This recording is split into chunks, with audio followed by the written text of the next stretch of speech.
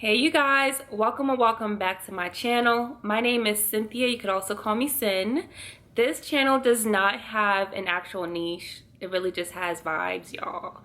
But I mainly share my spiritual journey and I do some vlogs. So in other words, go ahead and hit that subscribe button right below. And you guys, like, comment, share, okay? Like, comment, share, and subscribe. Again, subscribe to my channel. The more you interact with my channel, the more my channel grows and the more it keeps me going, honestly. Like, it makes the consistency have a little motivation behind it because I love interacting with you guys. As you can see, like, when you message me, I respond. So go ahead and be interactive. We're gonna grow. Today is January 3rd, 2023. So yeah, it's a new calendar year, y'all. I hope you guys brought it in exactly how you wanted to. I was asleep by 8:30 p.m. Okay? As you can see from the title of this video, it is really just gonna be me talking about how God softened my heart. It's part of my healing journey, and the funny thing about this video is I have not really been posting on social media these last few weeks, and I actually did not plan on it. I haven't been in the mood, but God told me to get on here and do this video to help somebody out. So here I am being obedient, recording this video. I also want to be sure that I communicate this. Every time I go on social media, I want to make sure that I am adding positive value to social media. So I've been regrouping and like really just collecting myself and my thoughts to make sure that everything that I share on social media is positive, because there's already so much negativity out there and I honestly just don't want to be a part of it. And yeah, so let's go ahead. I have about 13 different ways that God softened my heart, and I wrote it down so I don't forget. So first thing first, we're gonna start with isolation. Isolation, y'all. When it comes to isolation, y'all, don't run from it, because 10 times out of 10 God puts you there. Okay, he puts you in isolation. So isolation taught me vulnerability, and that's when I started hearing from God. Like, I started hearing God clearly again. When I say I was vulnerable, like, I was vulnerable, like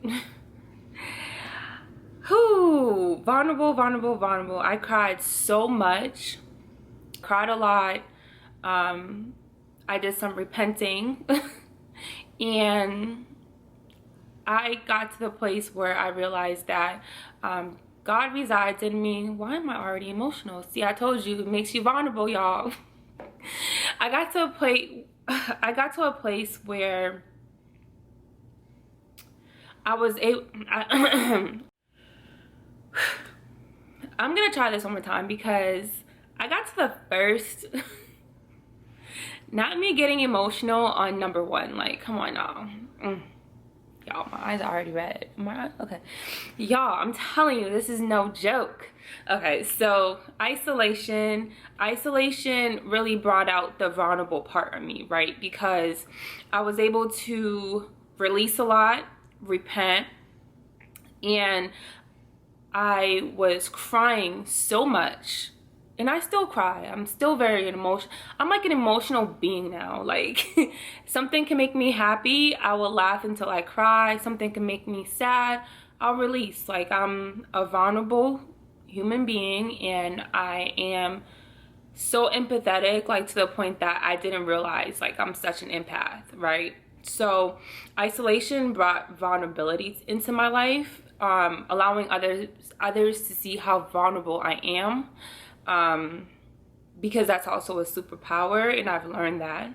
And I also learned to find comfort within myself, because God is within me always. And I'm gonna take a minute, because there's no reason that number one is making me cry. Dang, y'all. Whew. Okay, number one. Why was number one so heavy, y'all? Woo!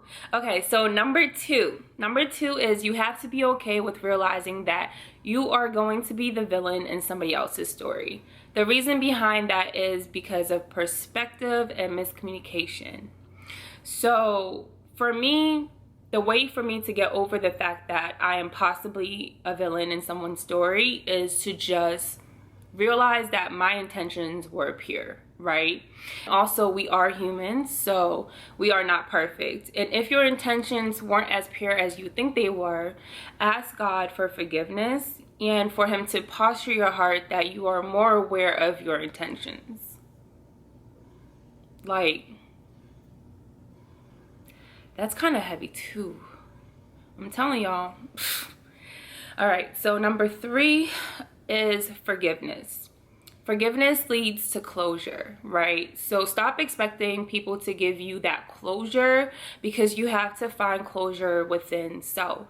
So you can't be asking God for forgiveness if you are not willing to forgive others as well. I look at it this way. When I ask God for forgiveness, I just assume those who wronged me are also asking God for forgiveness. That's my closure, right? That's the closure that I need. I just assume that if someone did me wrong, like, how could you live with doing someone wrong, right? So I just assume that they're asking God for forgiveness, and I find peace in that. Just because you forgive does not mean you have to forget. You never want to forget a lesson. Everything that happens for you is a lesson. So you never want to forget a lesson.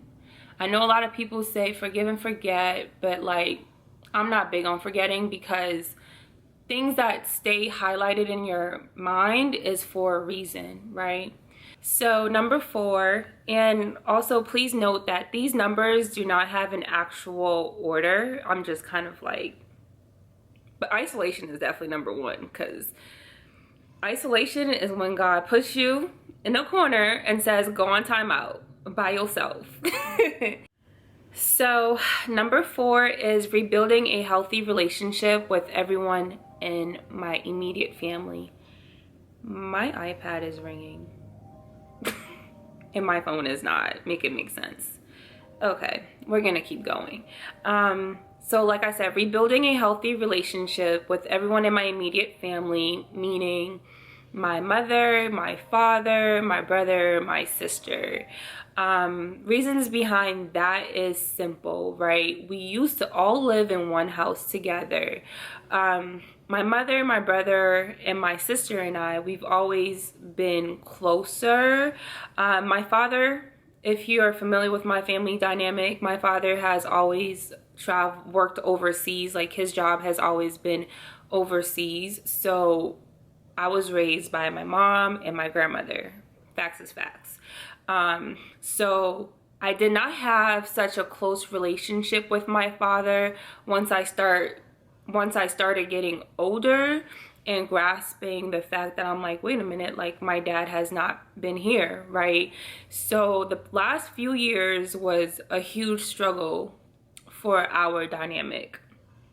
But God allowed this year for me and him to like spend time together, and this was the most time we've ever spent in our whole life together. And this was like, I think it was like 5 or 6 days that he came to North Carolina, and you know, he showed up for me when I was going through some house things. And you know, I've started seeing like why my father is my father.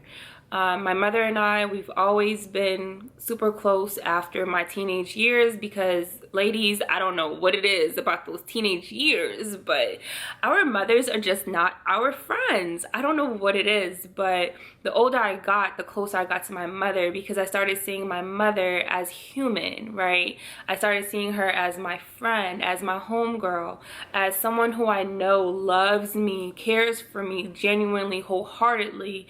And I give my mom so much grace because I think about that, the fact that at my age, she had 2 kids that she was taking care of, and she basically dropped her whole life to go to a whole new country and start her whole new life. Like, it's just like, I give my mother so much grace because I understand her and I know her, right? I see her. My brother and I, you know, we got super close. He came down, and this is like one-on-one time with everyone, like individually, not us as a whole. Because let me finish this. My brother came down. He brought me to LA with him to just because he wanted me to be inspired, right? So we spent so much time together. That was the first time that my brother and I traveled, just the two of us as adults, and it was the best trip I've ever been on in my whole life. I was with my brother, someone who loves me, someone who genuinely cares for me, someone who's protecting me, someone who knows me. He's spoiling me. Like, it's just like we've built those dynamics, right? And then my little sister, she's 9 years younger than me. My little sister, who I carried, and I feel like I'm her mom, but I'm also her sister, right? And I'm also her homegirl. And now I'm seeing her, she's about to turn 20, and like, she has a boyfriend now. I'm only sharing this because she shared this with the world. She has a boyfriend now. I met him. I got to see someone else love on my sister. Someone who was not my family, like direct family, just love my sister. So basically getting an opportunity to just rebuild and allow people to just be. One thing that I feel like people forget when it comes to relationships is there's always going to be several relationships in one. Is like, let's say you and your partner, right? So there's a relationship that you have with yourself. There's a relationship that your partner has with himself, right? Or herself, whatever. And then there's a relationship that y'all have together, right? And if you guys have kids, there's gonna be a relationship that your husband is going to have with that child, that you are going to have with that child, and that you guys as a whole are going to have with that child together. So there's several relationship dynamics in one, and so that was number 4, to rebuild healthy relationship dynamics with my immediate family. Also, I highly recommend that you guys watch a show. It's on Netflix. It's called Another Self. It talks about relationships, especially family relationships and blockages. I'm African, so we're spiritual. I'm spiritual. And I believe like your father is your abundance blockage, right? So whether you have made peace with your father or not, you have to thank them, right? The person who gave you life, right? Just a simple thank you. You have to acknowledge that he served his purpose, whether the relationship is amazing or not.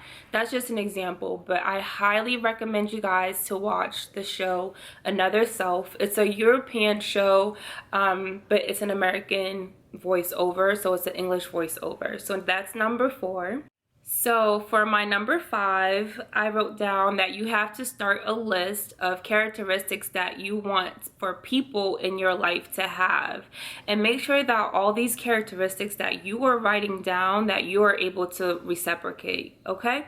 I have a generic list, and then I also have a list that I would have specifically for my family, specifically for a romantic partner, and specifically for a friend, right? Everyone in my life. So I'm gonna share about 5 examples of what I mean by a list that I have in my generic. So this is like across the board. Like, this is not specifically for my romantic partner, friend, or family. This is all of y'all. So number 1 is to be genuine. Do you really want to be in my life, or do you just want a front row seat to my life? Prideful. I can't associate with people who are too prideful, to be very transparent, because people with too much pride have brought a lot of hurt into my life. So can't associate with people who are too prideful. People who are too prideful tend to lack accountability, and I just can't deal with that. If you hurt me and you can't immediately acknowledge and apologize, I want absolutely nothing to do with you. simple. So for number 3, I have consistent and balanced, right? So establish the tone of your relationship dynamic and be consistent within that. An example is if you're someone who was single and that you had all these people in your life and now you're in a relationship, make sure all the people who were in your life still feel very much included, even though you have a relationship. That's super healthy. And if you don't, it could be very unhealthy, but that's a conversation for another day, okay? Someone who is supportive. I like supportive people because I am a very supportive friend. I'm the kind of friend, like, if you tell me you want to do something and if I know how to help you, I will help you, right? If you're going through an illness, like, literally people who are my friends, like, I'm literally finding ways, like, hey, have you tried this, have you tried that? Like, be supportive. And if I don't know how to support, I'm always going to ask you, how can I support, right? So something simple as being a supportive person. And the 5th one that I have down for characteristics is just healthy communication. We're not perfect humans, okay? We make mistakes, so be able to express yourself, communicate. If I hurt you, communicate that I hurt you. If you hurt me, I will definitely communicate that you hurt me.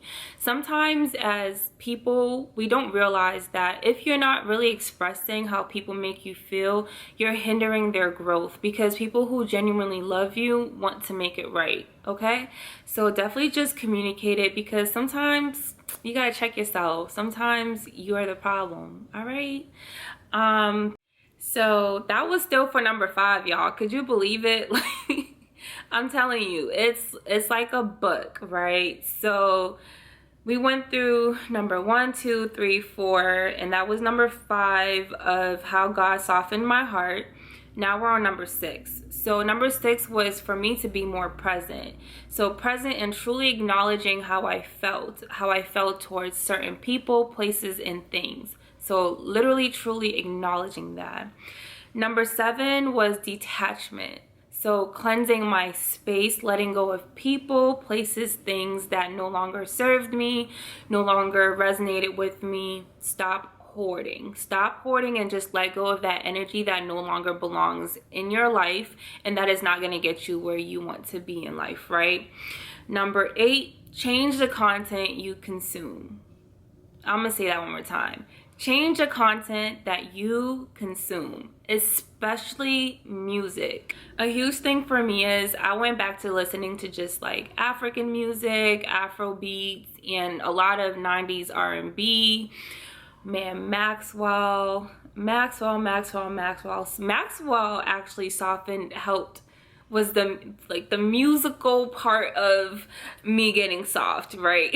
Like, Maxwell just has a way to deliver a message to affirm a woman, in my opinion.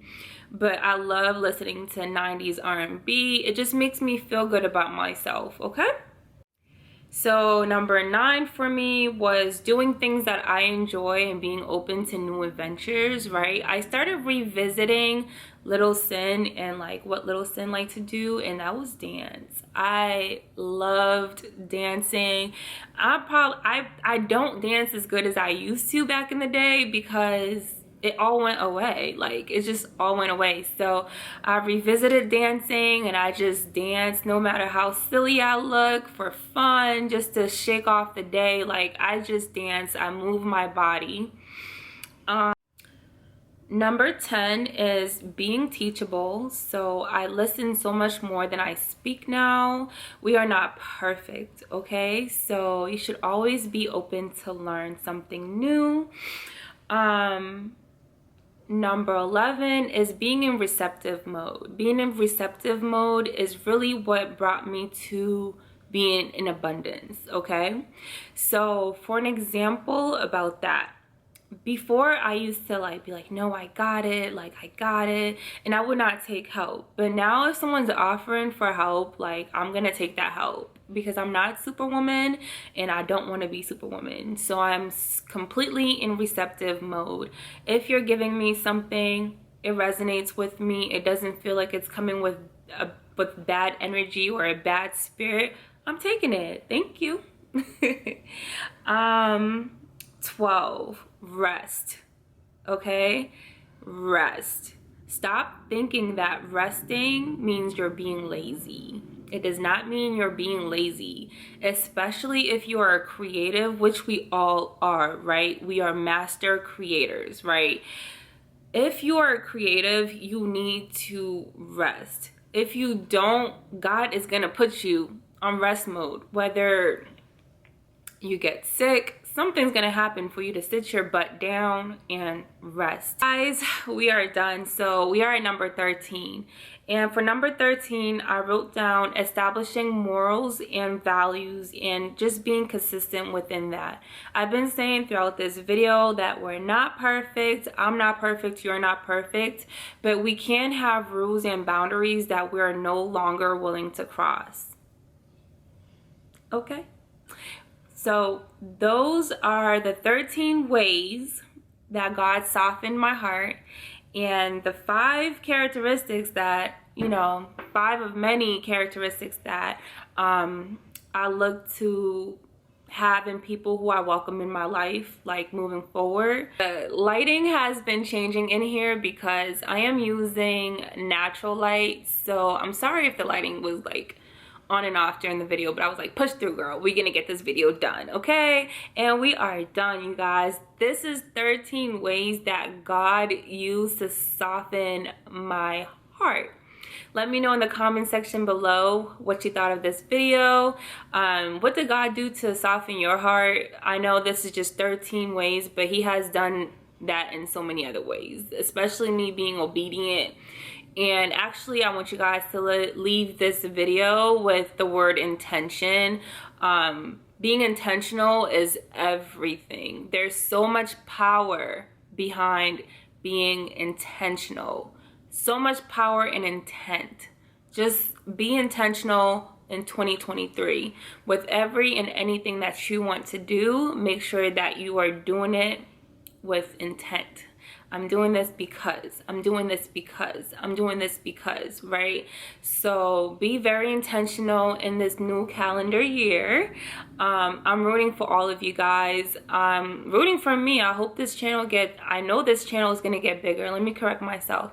I know this channel will get bigger and we're going to grow in community, and I just look forward to it and getting to know you guys. And yeah, planting seeds. I'll see you guys in my next video. Mwah. Bye.